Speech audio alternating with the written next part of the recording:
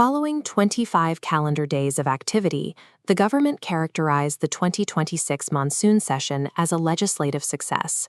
Ministers cited the enactment of 12 bills as evidence that the institution was performing its duties at a high velocity. This assessment of success was starkly different from the scenes outside the chamber. Large-scale student protests over the NEET examination leaks were escalating, with citizens demanding a direct explanation from their elected representatives. Productivity data from PRS Legislative Research reveals a different mathematical reality. The Lok Sabha functioned for a dismal 15. By remaining adjourned or disrupted for the vast majority of its scheduled hours, the session resulted in an estimated 175 crore rupees of wasted operational expenditure.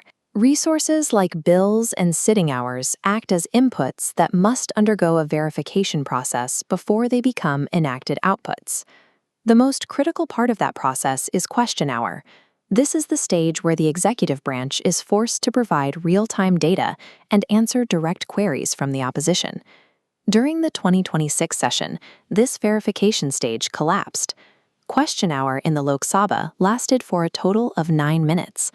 Of the 380 questions scheduled for oral answers, ministers responded to only 2. Despite this breakdown in scrutiny, the volume of output remained high. 11 of the 12 bills passed in the Lok Sabha moved through the chamber without a single non-ministerial member speaking on them. This is the definition of an open-loop system, a machine producing results without feedback, error correction, or quality control mechanisms to verify its integrity. When the legislative pipeline is severed from debate, the chamber stops acting as a deliberative body. It becomes a specialized press for the executive branch, turning out laws that have bypassed the constitutional requirement for public interrogation. This mechanical failure is enabled by specific structural gaps within India's legal framework. One primary gap is the continued violation of Article 93. While the Constitution mandates the election of a deputy speaker, this neutral oversight position has been kept vacant for more than 7 years. Control over the daily agenda also sits entirely with the government. This allows the executive to determine which topics reach the floor, effectively blocking any discussion on national crises that might prove uncomfortable for the ruling party. The anti-defection law further centralizes this power.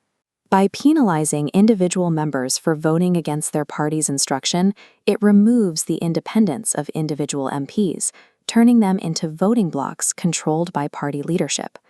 By combining procedural gaps with absent constitutional officers, the executive has built a system that actively prevents the legislative branch from performing checks and balances. The Lion Capitol atop the Parliament building represents an authority rooted in structural order. In Indian political thought, the adherence to this intended order and duty is referred to as dharma.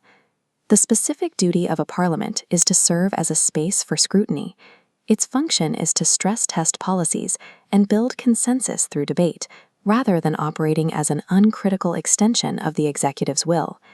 When the opposition utilizes disruption to voice its grievances, and the government uses that disruption as a reason to pass laws in silence, both sides have abandoned their institutional duty. This mutual withdrawal from debate is what paralyzed the 2026 session. Reclaiming this duty requires objective standards of performance. A parliamentary deliberative integrity index, calculating scores for sitting hours, committee referrals, and question hour participation, could provide a transparent way to measure if the institution is actually functioning. Structural changes are also necessary to prevent future sessions from failing. For example, adopting a rule for the automatic election of a deputy speaker, similar to the process used in the United Kingdom, would ensure that constitutional vacancies cannot be used as a political tool. The strength of a democracy is found in the rigor of the debate it sustains, not in the volume of paper it prints.